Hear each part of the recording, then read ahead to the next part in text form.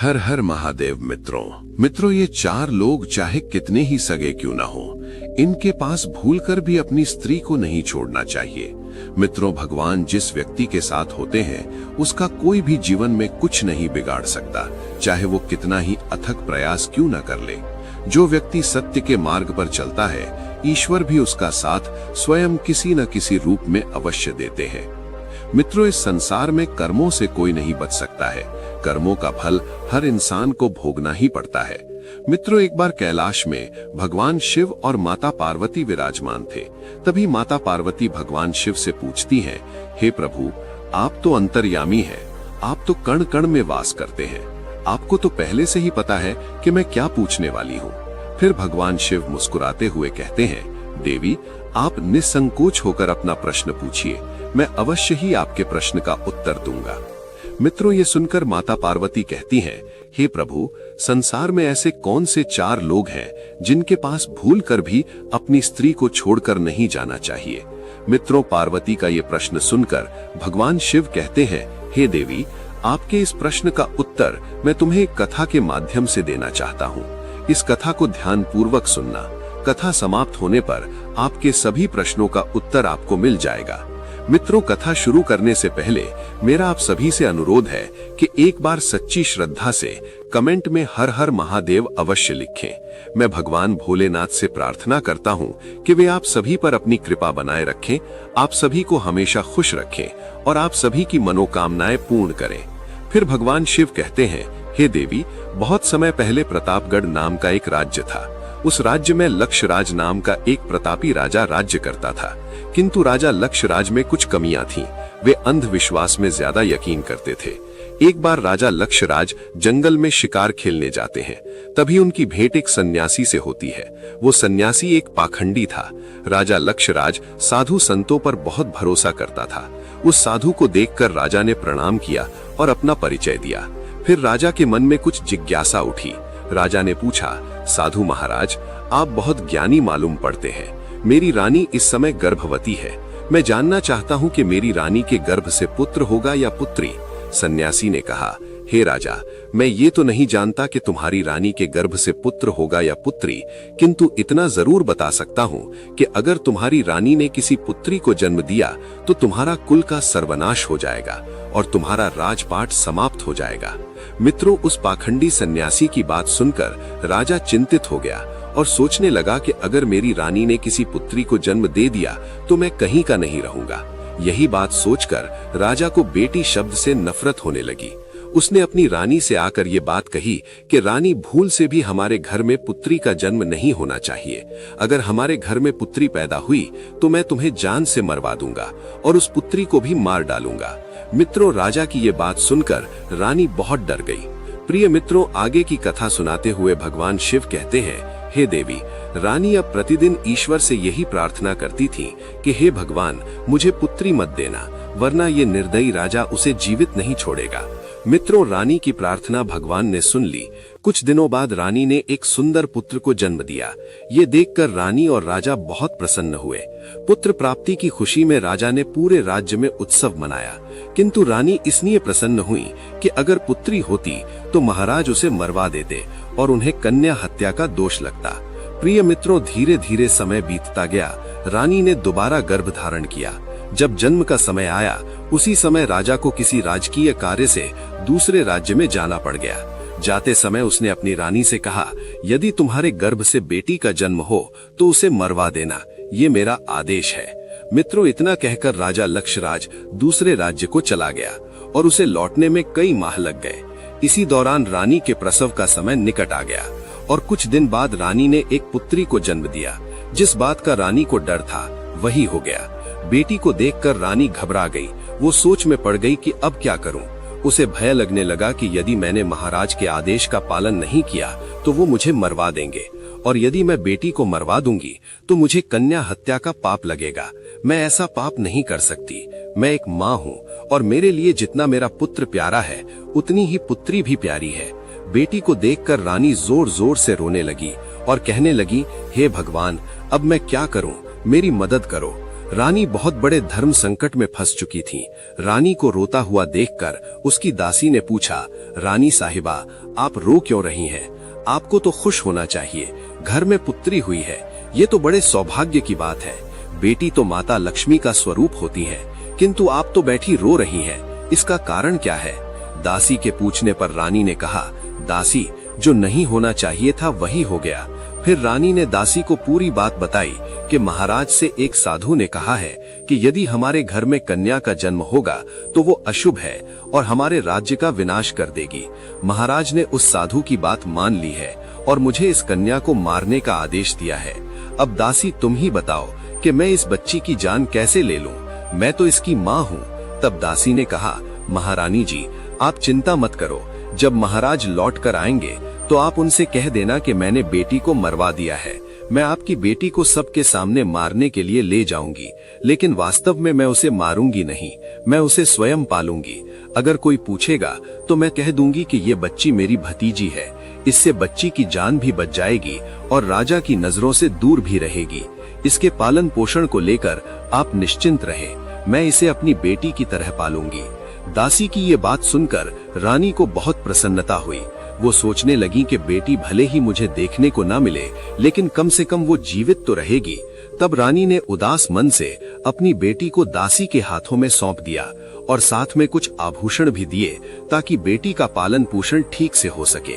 रानी ने कहा, हे दासी, मैं तुम्हारा ये एहसान जिंदगी भर नहीं भूलूंगी।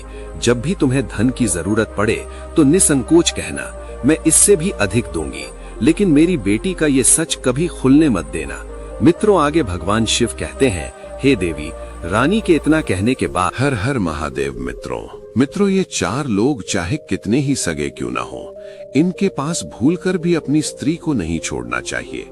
मित्रों, भगवान जिस व्यक्ति के साथ होते हैं उसका कोई भी जीवन में कुछ नहीं बिगाड़ सकता, चाहे वो कितना ही अथक प्रयास क्यों न कर ले। जो व्यक्ति सत्य के मार्ग पर चलता है, ईश्वर भी उसका साथ स्वयं किसी न किसी रूप में अवश्य देते हैं।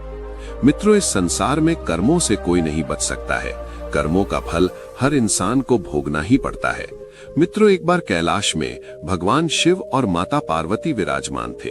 तभी माता पार्वती भगवान शिव से पूछती हैं, हे प्रभु, आप तो अंतर्यामी हैं, आप तो कण कण में वास करते हैं, आपको तो पहले से ही पता है कि मैं क्या पूछने वाली हूँ। फिर भगवान शिव मुस्कुराते हुए कहते हैं, देवी, आप निसंकोच होकर अपना प्रश्न पूछिए, मैं अवश्य ही आपके प्रश्न का उत्तर दूंगा। मित्रों, ये सुनकर माता पार्वती कहती हैं, हे प्रभु, संसार में ऐसे कौन से चार लोग हैं जिनके पास भूल कर भी अपनी स्त्री को छोड़कर नहीं जाना चाहिए।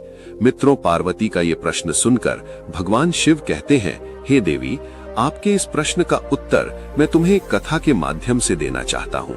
इस कथा को ध्यान पूर्वक सुनना। कथा समाप्त होने पर आपके सभी प्रश्नों का उत्तर आपको मिल जाएगा। मित्रों, कथा शुरू करने से पहले मेरा आप सभी से अनुरोध है कि एक बार सच्ची श्रद्धा से कमेंट में हर हर महादेव अवश्य लिखें। मैं भगवान भोलेनाथ से प्रार्थना करता हूं कि वे आप सभी पर अपनी कृपा बनाए रखें, आप सभी को हमेशा खुश रखें और आप सभी की मनोकामनाएं पूर्ण करें। फिर भगवान शिव कहते हैं, हे देवी, बहुत समय पहले प्रतापगढ़ नाम का एक राज्य था। उस राज्य में लक्षराज नाम का एक प्रतापी राजा राज्य करता था, किंतु राजा लक्षराज में कुछ कमियां थीं। वे अंधविश्वास में ज्यादा यकीन करते थे। एक बार राजा लक्षराज जंगल में शिकार खेलने जाते हैं, तभी उनकी भेंट एक सन्यासी से होती है। वो सन्यासी एक पाखंडी था। राजा लक्षराज साधु संतों पर बहुत भरोसा करता था। उस साधु को देखकर राजा ने प्रणाम किया और अपना परिचय दिया। फिर राजा के मन में कुछ जिज्ञासा उठी। राजा ने पूछा, साधु महाराज, आप बहुत ज्ञानी मालूम पड़ते हैं। मेरी रानी इस समय गर्भवती है। मैं जानना चाहता हूँ कि मेरी रानी के गर्भ से पुत्र होगा या पुत्री। सन्यासी ने कहा, हे राजा, मैं ये तो नहीं जानता कि तुम्हारी रानी के गर्भ से पुत्र होगा या पुत्री, किंतु इतना जरूर बता सकता हूँ कि अगर तुम्हारी रानी ने किसी पुत्री को जन्म दिया तो तुम्हारा कुल का सर्वनाश हो जाएगा और तुम्हारा राजपाट समाप्त हो जाएगा। मित्रों, उस पाखंडी सन्यासी की बात सुनकर राजा चिंतित हो गया और सोचने लगा कि अगर मेरी रानी ने किसी पुत्री को जन्म दे दिया तो मैं कहीं का नहीं रहूंगा। यही बात सोचकर राजा को बेटी शब्द से नफरत होने लगी। उसने अपनी रानी से आकर ये बात कही कि रानी, भूल से भी हमारे घर में पुत्री का जन्म नहीं होना चाहिए। अगर हमारे घर में पुत्री पैदा हुई तो मैं तुम्हें जान से मरवा दूंगा और उस पुत्री को भी मार डालूंगा। मित्रों, राजा की ये बात सुनकर रानी बहुत डर गई। प्रिय मित्रों, आगे की कथा सुनाते हुए भगवान शिव कहते हैं, हे देवी, रानी अब प्रतिदिन ईश्वर से यही प्रार्थना करती थी कि हे भगवान, मुझे पुत्री मत देना, वरना ये निर्दयी राजा उसे जीवित नहीं छोड़ेगा। मित्रों, रानी की प्रार्थना भगवान ने सुन ली। कुछ दिनों बाद रानी ने एक सुंदर पुत्र को जन्म दिया। ये देखकर रानी और राजा बहुत प्रसन्न हुए। पुत्र प्राप्ति की खुशी में राजा ने पूरे राज्य में उत्सव मनाया। किंतु रानी इसलिए प्रसन्न हुई कि अगर पुत्री होती तो महाराज उसे मरवा देते और उन्हें कन्या हत्या का दोष लगता। प्रिय मित्रों, धीरे धीरे समय बीतता गया। रानी ने दोबारा गर्भ धारण किया। जब जन्म का समय आया, उसी समय राजा को किसी राजकीय कार्य से दूसरे राज्य में जाना पड़ गया। जाते समय उसने अपनी रानी से कहा, यदि तुम्हारे गर्भ से बेटी का जन्म हो तो उसे मरवा देना, ये मेरा आदेश है। मित्रों, इतना कहकर राजा लक्षराज दूसरे राज्य को चला गया और उसे लौटने में कई माह लग गए। इसी दौरान रानी के प्रसव का समय निकट आ गया और कुछ दिन बाद रानी ने एक पुत्री को जन्म दिया। जिस बात का रानी को डर था वही हो गया। बेटी को देखकर रानी घबरा गई। वो सोच में पड़ गई कि अब क्या करूं। उसे भय लगने लगा कि यदि मैंने महाराज के आदेश का पालन नहीं किया तो वो मुझे मरवा देंगे, और यदि मैं बेटी को मरवा दूंगी तो मुझे कन्या हत्या का पाप लगेगा। मैं ऐसा पाप नहीं कर सकती। मैं एक माँ हूँ और मेरे लिए जितना मेरा पुत्र प्यारा है उतनी ही पुत्री भी प्यारी है। बेटी को देखकर रानी जोर जोर से रोने लगी और कहने लगी, हे भगवान, अब मैं क्या करूं? मेरी मदद करो। रानी बहुत बड़े धर्म संकट में फंस चुकी थी। रानी को रोता हुआ देखकर उसकी दासी ने पूछा, रानी साहिबा, आप रो क्यों रही हैं? आपको तो खुश होना चाहिए, घर में पुत्री हुई है। ये तो बड़े सौभाग्य की बात है। बेटी तो माता लक्ष्मी का स्वरूप होती है, किंतु आप तो बैठी रो रही हैं, इसका कारण क्या है? दासी के पूछने पर रानी ने कहा, दासी, जो नहीं होना चाहिए था वही हो गया।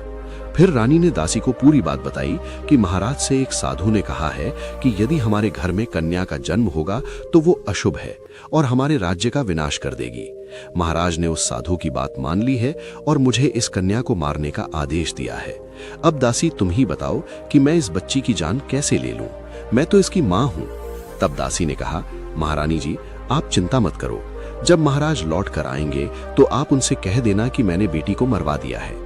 मैं आपकी बेटी को सबके सामने मारने के लिए ले जाऊंगी, लेकिन वास्तव में मैं उसे मारूंगी नहीं, मैं उसे स्वयं पालूंगी। अगर कोई पूछेगा तो मैं कह दूंगी कि ये बच्ची मेरी भतीजी है। इससे बच्ची की जान भी बच जाएगी और राजा की नजरों से दूर भी रहेगी। इसके पालन पोषण को लेकर आप निश्चिंत रहें, मैं इसे अपनी बेटी की तरह पालूंगी।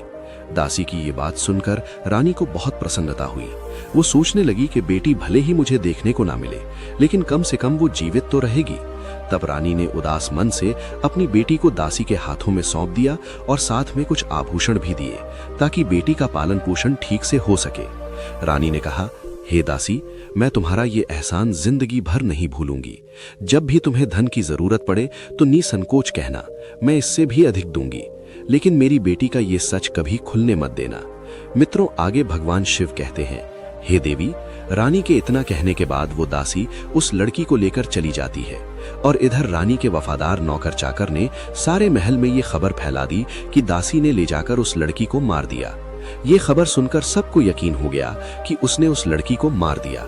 जब कुछ दिनों के बाद राजा लक्षराज अपने राज्य महल में लौट कर आया तो राजा को भी यही बात बताई गई कि आपके जाने के बाद रानी ने एक बेटी को जन्म दिया था और उस बेटी को आपके आदेश के अनुसार मरवा दिया गया। ये खबर सुनकर राजा को बड़ी खुशी हुई। इधर दासी उस बच्ची का पालन पोषण करती, उसकी खूब सेवा करती। जब भी कोई उस दासी से पूछता कि ये बच्ची कौन है तो वो उसे अपनी भतीजी बता देती। मित्रों, महारानी को जब भी उस बच्ची को देखने की इच्छा होती थी तो दासी अपने साथ उसे लेकर राजमहल में चली आती थी। उस बच्ची को देखकर रानी की ममता उमड़ने लगती। रानी चोरी चुपके उस बच्ची से प्यार कर लिया करती थी और बदले में उसके पालन पोषण के लिए रानी उस दासी को धन, वस्त्र, आभूषण दे दिया करती थी। इधर रानी के आदेश के अनुसार उस दासी ने बेटी की परवरिश में किसी प्रकार की कोई कमी नहीं छोड़ी। अब तो धीरे धीरे समय बीतता गया। मित्रों, जब वो कन्या बड़ी हुई तो वो एक सुंदर राजकुमारी की तरह दिखती थी। धीरे धीरे वो सुंदर यौवन से संपन्न हो गई। जब वो जवान हो गई तो दासी ने उसे राजमहल ले जाना बंद कर दिया, क्योंकि दासी उस राजा के स्वभाव को अच्छी तरह से जानती थी। अब वो लड़की सारा दिन दासी के घर में ही रहती थी। प्रिय मित्रों, एक दिन की बात है, राजा लक्षराज अपने मंत्री के साथ नगर का भ्रमण कर रहा था। जब उसकी सवारी उस दासी के घर के सामने से होकर निकली तो राजा की नजर उस कन्या के ऊपर पड़ी। उस कन्या के रूप को देखकर राजा मोहित हो गया। वो कन्या मानो स्वर्ग की अप्सरा जैसी लग रही थी। उसकी खूबसूरती ने राजा को अपनी ओर आकर्षित कर लिया, क्योंकि वो एक नव युवती थी और यौवन से परिपूर्ण थी। राजा ने उसी समय अपने मंत्री से पूछा कि मंत्री जी, ये राजकुमारी जैसी दिखने वाली कन्या कौन है? मुझे ये पसंद आ गई है। फिर राजा ने मंत्री को आदेश दिया कि मंत्री जी, इसका अतिशीघ्र पता लगाओ, ये किसकी पुत्री है? मंत्री ने तुरंत पता लगाकर राजा को बताया, महाराज, ये कन्या एक दासी की भतीजी है और वो दासी आपके महल में काम करती है। मित्रों, फिर राजा नगर का भ्रमण करके अपने महल में वापस चला गया, किंतु उसे रात को नींद नहीं आ रही थी। जैसे ही वो आंख बंद करता, उसके सामने उसी लड़की का खूबसूरत चेहरा आ जाता। जैसे तैसे राजा ने रात काटी। सवेरा होते ही राजा ने मंत्री को बुलाया और कहा, मंत्री, वो लड़की बहुत सुंदर है। उसने मेरी रातों की नींद उड़ा दी। उसकी सूरत मुझे बार बार परेशान करती है। उसके बिना तो अब मैं रह नहीं पाऊंगा। तुम एक काम करो, अपने साथ कुछ सैनिकों को लेकर उस दासी के घर जाओ और उस दासी के सामने प्रस्ताव रखना कि राजा साहब आपकी भतीजी से विवाह करना चाहते हैं।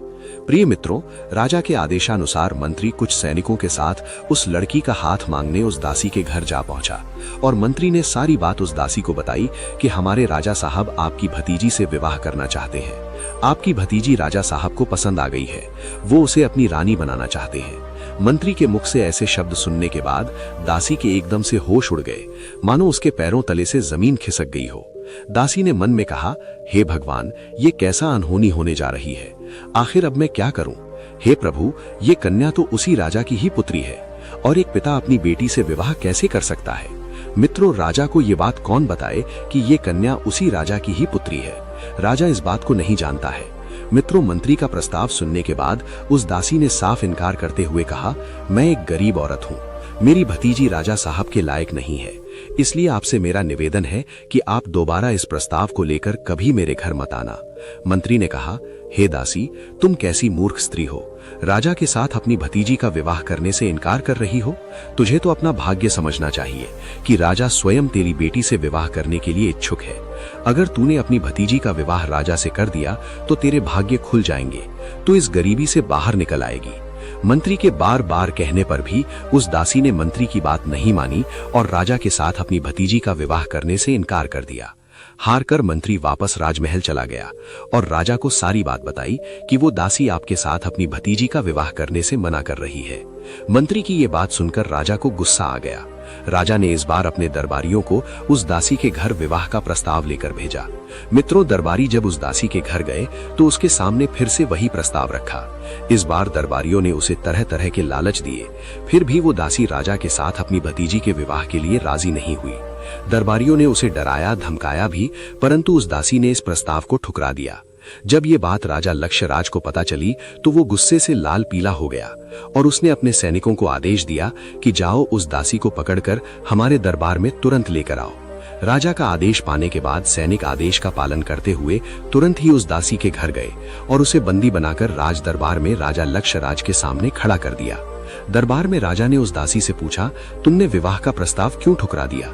राजा की इस बात का उस दासी ने कोई जवाब नहीं दिया। राजा को गुस्सा आ गया। उसने सैनिकों को आदेश दिया कि इसको 20 कोड़े लगाओ।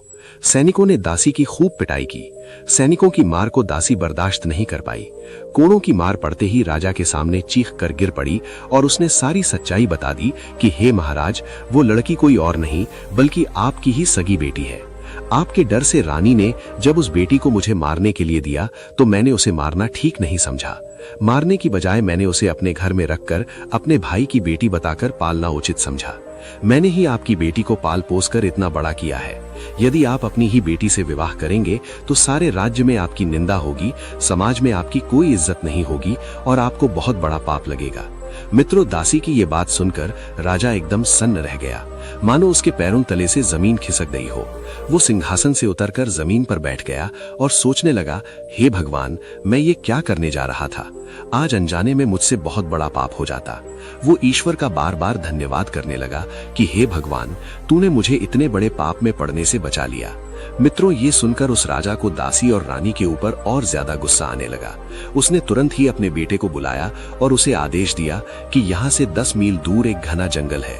तुम अपनी बहन को लेकर उस घने जंगल में जाना और जंगल में ले जाकर उसका सिर काट देना और उसे वहीं दफना देना। प्रमाण के लिए तुम उसकी एक उंगली काट कर ले आना। अपने पिता की ऐसी बातें सुनकर राजकुमार चिंतित हो उठा और वो एकदम से परेशान हो गया। वो सोचने लगा कि पिताजी ने मुझे बहुत बड़ा पाप का कार्य सौंप दिया है। इतने वर्षों के बाद तो मुझे मेरी बहन मिली है और उसे मैं अपने ही हाथों मार डालूं, भगवान कभी मुझे क्षमा नहीं करेंगे। वो ईश्वर से प्रार्थना करने लगा, हे भगवान, आप ये पाप मेरे हाथों न कराओ। ये सोचकर राजकुमार उदास हो गया और मन में सोचने लगा कि किस प्रकार से मैं अपने हाथों से अपनी सगी बहन का सिर काटूं, किस तरह मैं अपनी बहन के हाथ से उंगली काटूं। यदि मैंने बहन का कत्ल करने से मना कर दिया तो राजा बहुत निर्दयी है। वो मुझसे नहीं तो किसी और से मेरी बहन को मरवा ही देगा। प्रिय मित्रों, अब तो मजबूर होकर राजकुमार अपनी बहन को साथ लेकर उस घने जंगल की ओर चलने लगा, क्योंकि उसे जाना ही था। राजकुमार अपनी बहन को बार बार देख रहा था और उसे देखते ही उसकी आंखों में आंसू भर आते थे। अब तो भाई का प्यार बहन के लिए उमड़ पड़ा और कहने लगा, भैया, आप मुझे मार दो और मारकर मेरी उंगली काटकर पिताश्री को ले जाकर दिखा दो। और यदि तुमने ऐसा नहीं किया तो पिताजी बहुत निर्दयी हैं। वे तुम्हें भी जीवित नहीं छोड़ेंगे, वे तुम्हें मृत्यु दंड दे देंगे। मित्रों, अपनी बहन के मुंह से ये बात सुनकर राजकुमार अपनी बहन को पकड़कर रोने लगा। उसे कुछ समझ में नहीं आ रहा था कि वो क्या करे। अंत में राजकुमार इस नतीजे पर पहुंचा कि वो अपनी बहन की हत्या नहीं करेगा, चाहे जो हो जाए। उसने अपनी बहन को समझाया कि बहन, मैं तुम्हें इस जंगल में छोड़ जा रहा हूं, तो अपना ध्यान रखना। आगे भगवान आपके साथ हैं। मैं कोई ना कोई बहाना पिताजी के सामने बना दूंगा। इतना कहकर उसने अपनी बहन को वहीं जंगल में छोड़ दिया और घर के लिए वापस चल पड़ा। रास्ते में उसे एक बंदर दिखाई दिया। उसने तुरंत उस बंदर को पकड़ लिया और उसकी एक उंगली काटकर राजा को दिखाने के लिए रख लिया। जब वो राज दरबार में अपने पिता के सम्मुख पहुंचा तो राजा ने पूछा, क्या तुमने अपनी बहन को मार दिया? मुझे प्रमाण दिखाओ। राजकुमार ने बंदर की वही उंगली दिखा दी। दूर से देखने पर राजा की समझ में नहीं आया कि ये किसकी उंगली है। मित्रों, फिर राजकुमार ने कहा, पिताजी, मैंने बहन को मारकर एक नदी में फेंक दिया है और उसकी एक उंगली काट ली थी। उंगली देखने के बाद राजा को यकीन हो गया कि वास्तव में मेरे पुत्र ने उस लड़की को मार दिया है। ये सुनकर राजा बहुत प्रसन्न हुआ। जब ये खबर रानी ने सुनी तो वो बेहोश हो गई और जमीन पर गिर पड़ी। मित्रों, जब रानी को होश आया तो रानी ने अपने बेटे को अपने पास बुलाया और पूछा, बेटा, क्या तुमने सच में अपनी बहन को मार दिया है? तब राजकुमार कहता है, मां, मैं तुमसे झूठ नहीं बोलूंगा। मैंने अपनी बहन को नहीं मारा, मैं उसे जंगल में छोड़कर वापस चला आया हूं। ये सुनकर रानी को बड़ा सुकून मिला। वो भगवान से प्रार्थना करने लगी, हे भगवान, तुम्हारा बहुत बहुत आभार जो तुमने मेरे बेटे को सद्बुद्धि दी। मेरी बेटी जंगल में अकेले भटक रही होगी, तुम उसकी सदैव रक्षा करना। मित्रों, इधर राजकुमारी अकेली जंगल में दर दर भटक रही थी। वो जैसे तैसे अपना गुजारा फल फूल खाकर करने लगी और शाम को सोते समय जंगली जानवरों से बचने के लिए वो घनी झाड़ियों के बीच सो जाती थी। मित्रों, जंगल में घूमते घूमते राजकुमारी के वस्त्र बिल्कुल फट चुके थे। वो अर्धनग्न अवस्था में उसी जंगल में भटक रही थी। कई दिन उसे जंगल में बीत चुके थे। एक दिन ऐसा भी आ गया कि उसके शरीर पर कोई भी वस्त्र नहीं बचा। वो जैसे तैसे अपना जीवन गुजार रही थी। एक दिन उसी जंगल में एक दूसरे राज्य का राजा वीरभद्र शिकार खेलने के लिए अपने सैनिकों के साथ आया हुआ था। जैसे ही राजकुमारी के कानों में घोड़े के पैरों की आवाज पहुंची, वो घनी झाड़ियों के बीच छिप गई। संयोगवश राजा वीरभद्र भी उसी वृक्ष के नीचे आकर विश्राम करने के लिए बैठ गया। अचानक राजा की नजर उन झाड़ियों के बीच गई जहां पर राजकुमारी छुपकर बैठी थी। राजा वीरभद्र ने तेज आवाज में कहा, तुम कौन हो और उन झाड़ियों के बीच क्या कर रहे हो? बाहर आओ। मैं तुम्हें देखना चाहता हूं कि तुम कौन हो और मैं तुम्हें विश्वास दिलाता हूं कि मैं तुम्हें कोई हानि नहीं पहुंचाऊंगा। राजा की बात सुनकर झाड़ियों के बीच से राजकुमारी ने आवाज दी, हे भले आदमी, मैं एक स्त्री हूं, मेरे बदन पर वस्त्र नहीं है, मैं निर्वस्त्र हूं, इसलिए मैं इस अवस्था में आपके सामने नहीं आ सकती। यदि तुम कोई वस्त्र मुझे दे दो तो मैं उसे पहनकर बाहर आ जाऊंगी। मित्रों, लड़की की आवाज सुनकर राजा आश्चर्यचकित हो गया और वो सोचने लगा कि इस घने और सुनसान जंगल के बीच भला ये लड़की क्या कर रही है, जरूर किसी दुख की मारी होगी। तब राजा ने अपने पास से एक कपड़ा उस झाड़ी के बीच फेंक दिया और उसके बाद उस राजकुमारी ने अपने बदन को उस कपड़े से अच्छी तरह ढका और राजा वीरभद्र के सामने आ गई। राजा ने जब उसकी सुंदरता को देखा तो वो उसे देखता ही रह गया, मानो उसके सामने स्वर्ग लोक से कोई अप्सरा आकर प्रकट हो गई हो। राजा काफी देर तक उसे देखता रहा और उसकी सुंदरता में मानो खो गया हो। वो सोचने लगा, इतनी सुंदर स्त्री मैंने अपने जीवन में पहले कभी नहीं देखी है। किस मूर्ख आदमी ने इसे जंगल में छोड़ दिया है, ये तो हमारी रानी बनने के योग्य है। तब राजा ने अपने बारे में राजकुमारी को बताया और बोला कि हे सुंदरी, तुम जो भी हो उससे मुझे कुछ भी मतलब नहीं है। अब मैं तुम्हें अपनी रानी बनाना चाहता हूं। राजा की बात सुनने के बाद वो राजकुमारी भी उसकी पत्नी बनने के लिए राजी हो जाती है। कहते हैं मित्रों, किसी ने सच कहा है कि डूबते को तिनके का सहारा ही काफी होता है। यही सोचकर रानी ने उस राजा की पत्नी बनने के लिए स्वीकार कर लिया। आगे की कथा सुनाते हुए भगवान शिव कहते हैं, हे देवी, राजकुमारी ने राजा वीरभद्र की बात मान ली और राजा के साथ राजमहल की ओर चल देती है। राजा उस राजकुमारी को अपने घोड़े पर बैठाकर अपने राज्य में ले आया। तभी राजा के मन में एक विचार आया।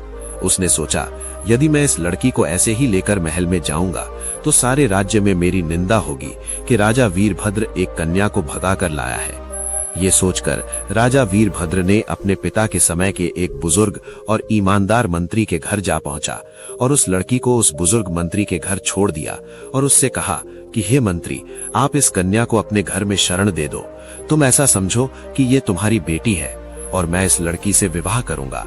यदि मैं इसे अपने महल में ले जाता हूं तो लोग कहेंगे कि राजा किसी कन्या को भगा कर लाया है। इससे मेरी आन बान और प्रतिष्ठा पर ठेस पहुंचेगी और सारे राज्य में मेरी गलत छवि बनेगी। इसलिए मैं इस कन्या से विधि विधान के अनुसार विवाह करके इसे अपने महल में ले जाना चाहता हूं। तब तक ये तुम्हारे घर पर तुम्हारी बेटी बनकर रहेगी और मैं कल सुबह अपने दरबारियों और मंत्रीगण के साथ आपके घर पर रिश्ता मांगने आऊंगा और फिर इससे विवाह कर अपने महल ले जाऊंगा। राजा की बात सुनकर बुजुर्ग मंत्री ने कहा, महाराज, आप धन्य हैं, आपकी सोच महान है। फिर उस मंत्री ने कहा, हे राजन, ये आपकी अमानत है और ये अब मेरी बेटी है। जब आपका मन करे तब आप इससे विवाह कर ले जाना, मैं तब तक इसका पूरा ख्याल रखूंगा। प्रिय मित्रों, अगले दिन राजा अपने दरबारियों और मंत्रियों के साथ उस बूढ़े मंत्री के घर पर गए और उस राजकुमारी का अपने राजा के लिए हाथ मांगा। फिर उसके बाद 1-2 दिन में राजा ने राजकुमारी से विवाह कर लिया। विवाह करने के बाद राजकुमारी राजा वीरभद्र की पत्नी बनकर रहने लगी। अब तो दोनों बहुत ही प्रसन्न थे। राजा सुंदर रानी पाकर खुश था। राजा अपनी रानी से बहुत प्रेम करता था। उसने शादी के बाद भी अपनी पत्नी से कभी उसका परिचय नहीं पूछा। इसी प्रकार दोनों को एक साथ रहते रहते कई वर्ष बीत गए। धीरे धीरे वो समय भी आ गया जब रानी ने गर्भ धारण किया। फिर कुछ दिनों बाद रानी ने एक सुंदर से राजकुमार को जन्म दिया। राजा वीरभद्र ने जब ये खबर सुनी तो वो बहुत खुश हो गया। एक दिन राजा ने अपनी रानी से पूछा, हे प्रिय, अब हम दोनों एक पुत्र के माता पिता बन चुके हैं।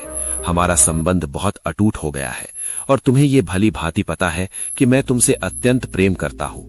मित्रों, रानी समझ गई कि महाराज उससे कुछ कहना चाहते हैं। फिर वो बोली, महाराज, आप क्या पूछना चाहते हैं? ये सुनकर राजा वीरभद्र ने कहा, प्रिय, तुम मुझे अपने कुल और अपने अतीत के बारे में बताओ। ये सुनकर राजकुमारी ने राजा को कोई जवाब नहीं दिया और किसी तरह राजा के इस प्रश्न को टाल दिया। मित्रों, धीरे धीरे समय बीतता गया। रानी ने दोबारा गर्भ धारण किया और कुछ समय पश्चात एक पुत्र को जन्म दिया। राजा इस बार भी रानी से वही बात दोहराई। रानी अपने बीते कल की बातें अपने पति को नहीं बताना चाहती थी। वो नहीं चाहती थी कि महाराज उसके अतीत को जाने, लेकिन राजा ने इस बार हठ बांध ली। फिर मजबूरन रानी को अपने अतीत के बारे में बताना पड़ा। जब राजा वीरभद्र ने राजकुमारी के मुख से ऐसी करुणा भरी कहानी सुनी तो उसका हृदय रो पड़ा। उसकी आंखों में आंसू आ गए। राजा को उसके पिता पर बहुत क्रोध आया और धिक्कारते हुए बोला, कैसा नीच पिता है, उसे तनिक भी शर्म नहीं आई। मित्रों, जब राजा वीरभद्र का गुस्सा शांत हुआ तो उन्होंने अपनी पत्नी से कहा, हे प्रिय, अगर मैं तुम्हें तुम्हारे पिता से मिलाने के लिए चलूं तो क्या तुम मेरे साथ चलोगी? मित्रों, राजा की ये बात सुनकर राजकुमारी ने बिना सोचे समझे तुरंत अपने पिता से मिलने से इनकार कर दिया। फिर राजा ने बहुत निवेदन किया कि तुम्हें एक बार अपने पिता से अवश्य मिलना चाहिए और उन्हें ये एहसास दिलाना होगा कि उस पाखंडी साधु की बात झूठी थी। मित्रों, राजा के बार बार निवेदन करने पर रानी अपने पिता से मिलने को तैयार हो गई। अगले दिन राजा वीरभद्र अपनी पत्नी और बच्चों के साथ राजा लक्षराज के राज्य जाने का निश्चय करते हैं। राजा वीरभद्र ने सैनिकों को आदेश दिया कि जाने की तैयारी की जाए। राजा का आदेश पाकर सैनिकों ने महारानी और राजा के रथ को सजाया।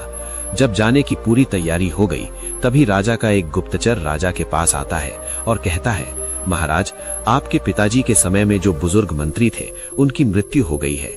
ये खबर सुनकर राजा चौंक उठा।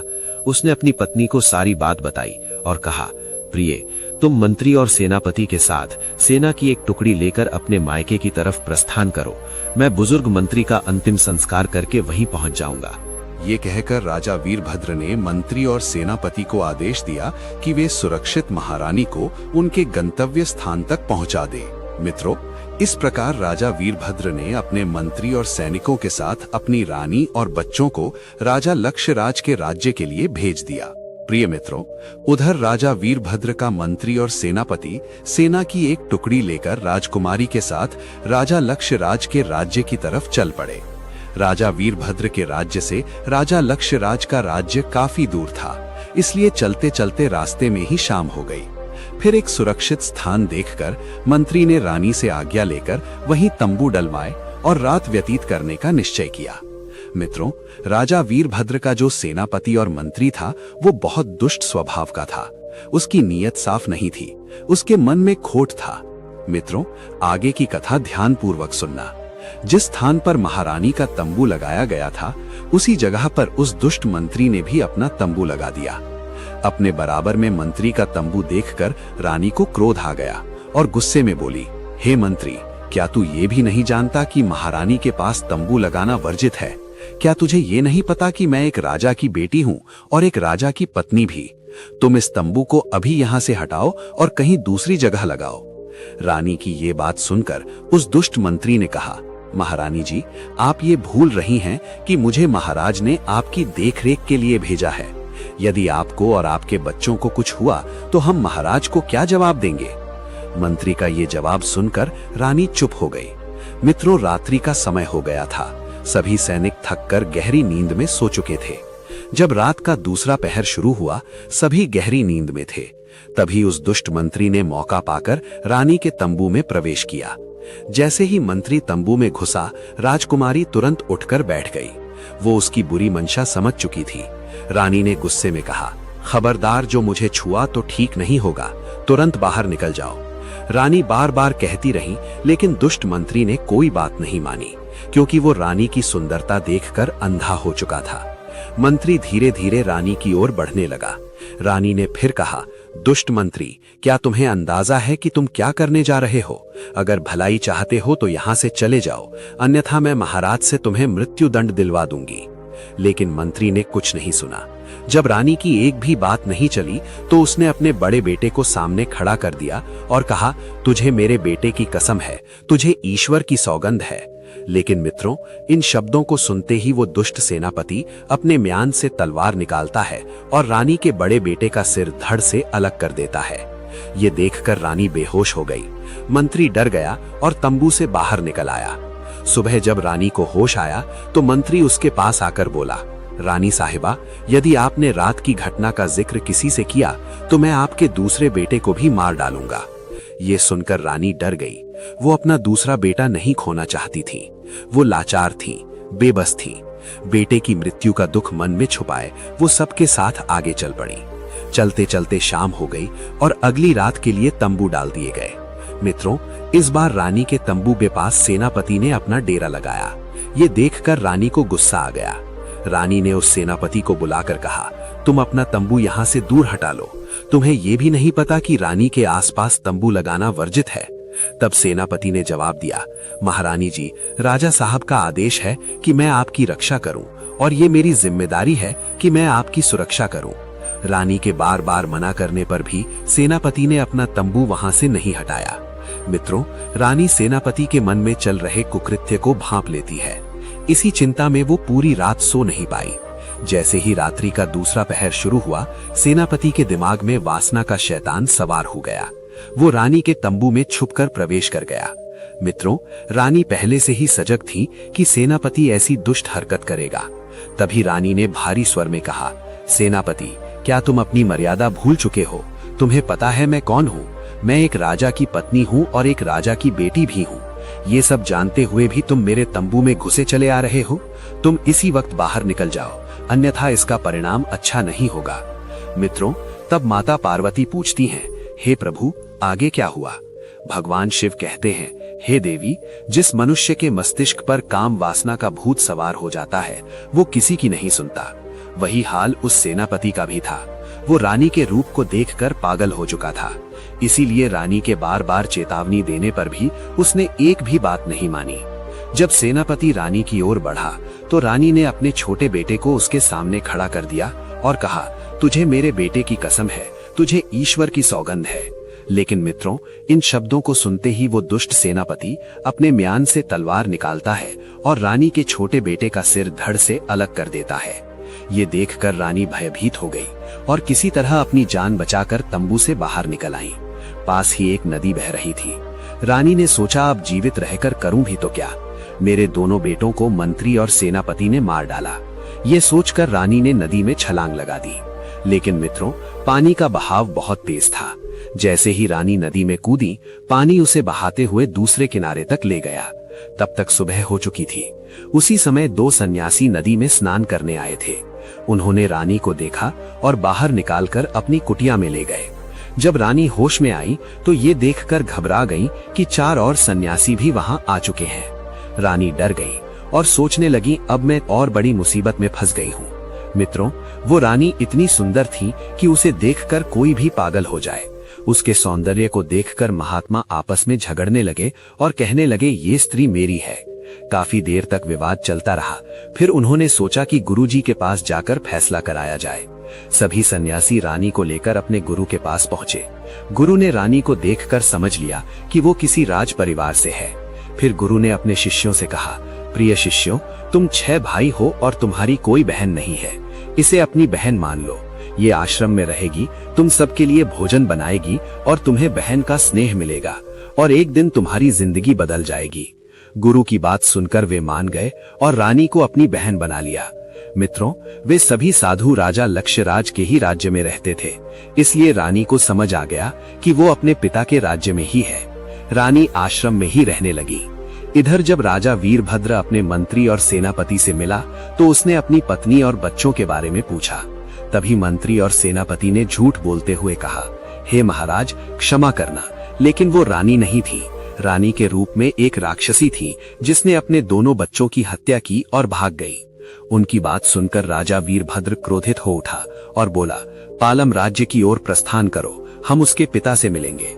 उधर रानी ने अपने सन्यासी भाइयों से कहा, हे भाइयों, तुम राजा के पास जाओ और कहना कि हम अपनी बहन के साथ मिलकर आपको एक कहानी सुनाना चाहते हैं। रानी को पता था कि उसके पिता को कहानियां सुनना पसंद है। सभी सन्यासी राजा लक्ष्यराज के दरबार में पहुंचे। राजा ने सम्मान पूर्वक पूछा, कहिए महात्माओं, किस कारण पधारे हैं? एक सन्यासी बोला, हे राजन, हमारी बहन आपको एक कथा सुनाना चाहती है। यदि अनुमति हो तो हम उसे लेकर आएं। राजा ने तुरंत अनुमति दे दी। अगले दिन सभी योगी रानी को लेकर दरबार में आए। रानी योगिनी के वेश में थी, इसलिए किसी ने उसे पहचाना नहीं। रानी ने देखा कि उसका पति, दुष्ट मंत्री और सेनापति भी वहीं बैठे हैं। रानी ने राजा को प्रणाम किया और कहा, महाराज, मैं एक शर्त पर कहानी सुनाऊंगी। राजा लक्ष्यराज बोले, योगिनी, कहो क्या शर्त है? तभी राजकुमारी ने कहा, महाराज, मेरी इतनी सी शर्त है कि जब मैं कहानी सुनाना आरंभ करूं तो कोई भी अपने स्थान से उठकर कहीं नहीं जाएगा। यदि कोई व्यक्ति बीच में से जाएगा तो मैं उसी समय कहानी सुनाना बंद कर दूंगी। तब राजा ने जवाब दिया, ठीक है, तुम जैसा कहोगी हम वैसा ही करेंगे। कहानी के बीच में से कोई दरबार से उठकर नहीं जाएगा। राजा ने सब दरबारियों को ये आदेश दे दिया कि जैसा योगिनी कहती है वैसा ही किया जाए। प्रिय मित्रों, राजा और दरबार के सभी दरबारीगण सोच में पड़ गए कि ऐसी कौन सी कहानी है जो ये योगिनी सुनाने जा रही है। सभी असमंजस में थे। मित्रों, आगे वो राजकुमारी कहती है, सभा में उपस्थित सभी दरबारी और आए हुए अतिथियों को मेरा प्रणाम। आप सभी इस कहानी को ध्यानपूर्वक सुनना। इतना कहकर राजकुमारी कहानी सुनाने लगी। वो कहती है, हे महाराज, किसी देश में एक राजा रहता था जो बड़ा ही जालिम और निर्दयी था। उस राजा को उसके राज्य में कोई भी पसंद नहीं करता था। राज्य की बात तो दूर की बात थी, उस राजा की रानी भी उसे स्वयं पसंद नहीं करती थी। फिर आगे कहती है, हे राजन, वो निर्दयी राजा अपनी पुत्री से बहुत ज्यादा नफरत करता था। एक दिन उसकी यहाँ एक बेटी ने जन्म लिया तो उसने अपनी पत्नी से उसे मार डालने का आदेश दिया, किंतु रानी ने उसे छुपाकर अपनी दासी को दे दिया। कुछ दिन बाद जब राजा को पता चला कि उसकी बेटी जीवित है तो उस क्रूर राजा ने अपनी बेटी को अपने बेटे के हाथ जंगल में मरवाने के लिए भेज दिया। और राजा ने अपने बेटे को आदेश दिया था कि उस बेटी को मारने के बाद उसकी एक उंगली काट कर लाना और वो कटी हुई उंगली प्रमाण के रूप में उसे दिखाना। इतना सुनने के बाद राजा लक्षराज सोचने लगे कि ये तो मेरी ही कहानी है। खुश होकर राजा लक्षराज ने अपने गले से मोतियों की एक माला निकाली और उन योगियों को दे दी और कहा, इस कहानी को अंत तक जरूर सुनाया जाए। मित्रों, कहानी सुनते सुनते राजा का हृदय मोम की तरह पिघल गया और उसकी आंखों में आंसू भर आए। राजा लक्षराज को अपनी करनी पर बहुत पछतावा होने लगा। फिर राजकुमारी आगे कहानी सुनाते हुए कहती है, महाराज, जब उसका भाई उसे मारने के लिए जंगल में ले गया तो उस भाई ने अपनी बहन को नहीं मारा और जंगल में छोड़कर वापस राजमहल लौट गया। ये सुनकर राजा थोड़ा प्रसन्न हुआ और मन में सोचने लगा कि शायद आज भी मेरी बेटी जीवित हो। इधर वहीं राजकुमारी अपने किस्से को सुनाती हुई आगे कहती है, जब उसका भाई अपनी बहन को जंगल में छोड़ आया तब वो बेचारी भूखी प्यासी जंगल में दरबदर भटकने लगी। जैसे तैसे फल फूल खाकर वो अपना जीवन व्यतीत कर रही थी। तभी एक दिन एक नवयुवक जंगल में शिकार खेलने के लिए आया हुआ था। उसकी वेशभूषा से प्रतीत हो रहा था कि वो किसी देश का राजा है। उसकी नजर जब उस असहाय लड़की पर पड़ी तो उस भले आदमी ने अपने पास से एक कपड़ा उस लड़की को बदन ढकने के लिए दिया और फिर उसे अपने साथ अपने राज्य ले गया। वहां उसने पूरे विधि विधान से उस लड़की से विवाह किया और उसे अपनी रानी बना लिया। इतना सुनते ही सभा में बैठा राजकुमारी का पति राजा वीरभद्र भी समझ गया कि ये तो मेरी ही कहानी है। राजा वीरभद्र ने भी प्रसन्न होकर एक मोतियों की माला योगियों को उपहार स्वरूप दे दी और कहा, इस कहानी को अंत तक सुनाया जाए। मित्रों, आगे की कहानी सुनाते हुए राजकुमारी ने कहा, महाराज, कुछ दिनों बाद उस लड़की ने गर्भ धारण किया और 2 बच्चों को जन्म दिया। एक दिन जब वो अपने पति के साथ बैठी हुई थी तो उसके पति ने उसके अतीत के बारे में जानने की इच्छा जताई, पर उस लड़की ने बताने से मना कर दिया। किंतु उस राजा की हट के आगे उसने अपने जीवन की पूरी घटना अपने पति को बता दी। उसकी करुण भरी कहानी सुनकर राजा को उस लड़के के पिता पर क्रोध आया, किंतु वो राजा बहुत नेक इंसान था। फिर अगले दिन उसने अपनी रानी को उसके पिता से मिलाने की योजना बनाई, किंतु आवश्यक कार्य पड़ जाने के कारण वो अपनी रानी के साथ नहीं जा सका और अपनी रानी की सुरक्षा के लिए उसने मंत्री और सेनापति को भेज दिया तथा सेनापति के साथ एक टुकड़ी सेना भी भेज दी। किंतु राजा ने इन पर विश्वास करके अपने जीवन की बहुत बड़ी भूल कर दी।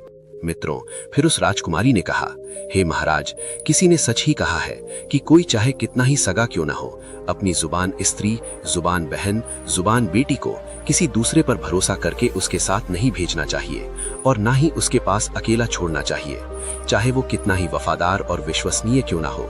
क्योंकि जब मनुष्य के मस्तिष्क पर वासना का भूत सवार होता है तो मनुष्य की सारी वफादारी और विश्वास धरा का धरा रह जाता है। मित्रों, दरबार में उपस्थित सभी दरबारी राजकुमारी की इस कहानी को बहुत ध्यान से सुन रहे थे। राजकुमारी आगे की कहानी सुनाते हुए कहती है, फिर उस राजा ने अपनी पत्नी और बच्चों को मंत्री और सेनापति के साथ भेज दिया। सफर बहुत लंबा था। चलते चलते जब शाम हो गई तो मंत्री और सेनापति ने रानी की अनुमति लेकर रुकने की योजना बनाई और तंबू लगाकर डेरा डाल दिया। फिर वो कहती है, उस दुष्ट मंत्री ने अपना तंबू रानी के बिल्कुल पास लगाया। जब रानी ने उसे मना किया तो उसने सुरक्षा की दुहाई देते हुए तंबू हटाने से इनकार कर दिया। उसके बाद जब रात्रि का दूसरा पहर शुरू हुआ तो वो दुष्ट मंत्री चुपके से रानी के तंबू में आ गया और उसके साथ दुष्कर्म करने का प्रयास किया। रानी ने उससे बहुत विनती की, किंतु वो नहीं माना और उस मंत्री ने रानी के बड़े बेटे का सिर धड़ से अलग कर दिया। ये देखकर रानी बेहोश हो गई। बेहोश होते ही मंत्री डर गया और चुपचाप तंबू से बाहर निकल गया। जैसे तैसे उस रानी ने अपने पतिव्रता धर्म को बचाया। सुबह हुई तो मंत्री ने रानी को धमकाया कि कि यदि उसने ये बात किसी को बताई तो वो उसके छोटे बेटे को भी मार डालेगा। ये सुनकर रानी डर गई और चुपचाप उनके साथ आगे का रास्ता तय करती रही। मित्रों, इतना सुनकर मंत्री के होश उड़ गए। वो दरबार से उठकर भागना चाहता था, किंतु राजा ने उसे उठकर जाने की अनुमति नहीं दी। फिर राजकुमारी ने आगे कहानी सुनाते हुए कहा, दूसरे दिन जब मंत्री ने डेरा लगाया तो इस बार सेनापति ने रानी के तंबू के पास अपना तंबू लगा लिया और उसकी भी नीयत खराब थी। रात्रि में जब सब सो गए तो उस सेनापति ने रानी के साथ दुष्कर्म करने की सोची, किंतु वो अपनी मंशा में सफल नहीं हुआ, परंतु क्रोधित होकर उसने रानी के छोटे बेटे का सिर धड़ से अलग कर दिया। जैसे तैसे वो असहाय रानी अपनी जान बचाकर भागी और नदी में कूद गई। मित्रों, ये सुनकर सेनापति के पसीने छूटने लगे। वो डर के मारे कांपने लगा और दरबार से उठने ही वाला था कि राजा ने उसे डांट कर बैठा दिया। फिर रानी ने आगे कहा, हे महाराज, वो रानी नदी में कूदने के बाद नदी में बहती हुई दूसरे किनारे जा पहुंची। वहां उसे 6 सन्यासी मिले। उनकी भी नीयत ठीक नहीं थी। वे सभी उस रानी को अपनी पत्नी बनाना चाहते थे, किंतु ईश्वर की कृपा से उन सन्यासियों के समझदार गुरु ने अपने शिष्यों को पाप करने से बचा लिया और गुरुजी के कहने पर उन सन्यासियों ने रानी को अपनी बहन बना लिया। मित्रों, कहानी सुनने के बाद राजा ने कहा, बेटी, तुम कौन हो? अपना वास्तविक परिचय दो। इतना सुनकर रानी अपने वास्तविक रूप में राजा के सामने आ गई। मित्रों, अपनी पुत्री को देखकर राजा लक्षराज पहचान गए और उधर अपनी पत्नी को देखकर राजा वीरभद्र की आंखें खुशी से भर आईं। पत्नी को सामने देखकर राजा वीरभद्र बहुत प्रसन्न हुआ। फिर राजा ने तुरंत सैनिकों को आदेश दिया कि इस मंत्री और सेनापति को बंदी बना लो और नगर के बीचों बीच ले जाकर इनका सिर धड़ से अलग कर दो, ताकि कोई मंत्री और सेनापति भविष्य में ये गलती ना कर सके। मित्रों, उन दुष्टों को उनके पापों की सजा मिल चुकी थी। फिर राजा देववर्ण अपनी पुत्री के पैर पकड़कर माफी मांगने लगा। बेटी, मुझे माफ कर दो, मुझसे बहुत बड़ी गलती हो गई। मैंने उस पाखंडी साधु की बातों में आकर तुम्हारे साथ ऐसा व्यवहार किया था। मित्रों, राजकुमारी ने अपने पिता को माफ कर दिया और कुछ दिन अपने पिता के घर में रुकने के बाद अपने पति के साथ ससुराल चली आई और खुशी खुशी राजा वीरभद्र के साथ अपना जीवन व्यतीत करने लगी। मित्रों, इस प्रकार से आज की कथा समाप्त हुई। मित्रों, फिर भगवान शिव कहते हैं, हे देवी, इस कथा को सुनने के बाद आपको आपके प्रश्न का उत्तर मिल गया होगा। फिर पार्वती कहती है, हे प्रभु, अब मुझे मेरे प्रश्न का उत्तर मिल गया है। मित्रों, भगवान जिस व्यक्ति के साथ होते हैं उसका कोई भी जीवन में कुछ नहीं बिगाड़ सकता, चाहे वो कितना ही अथक प्रयास क्यों ना कर ले। जो व्यक्ति सत्य के मार्ग पर चलता है, ईश्वर भी उसका साथ स्वयं किसी न किसी रूप में अवश्य देते हैं। मित्रों, आशा करते हैं कि आज की ये ज्ञानवर्धक कहानी आपको पसंद आई होगी और आप इस कहानी से जीवन में बहुत कुछ सीखेंगे और अपने जीवन में अमल करेंगे। मित्रों, आपको ये कहानी कैसी लगी, कमेंट करके हमें जरूर बताएं। ऐसी ही ज्ञानवर्धक कथा कहानियां सुनने के लिए आप हमारे धार्मिक ज्ञान चैनल को सब्सक्राइब कर लें। मित्रों, आप सभी सच्ची श्रद्धा से कमेंट में जय भोलेनाथ, जय श्री राम अवश्य लिखें। वीडियो देखने के लिए आप सभी का धन्यवाद।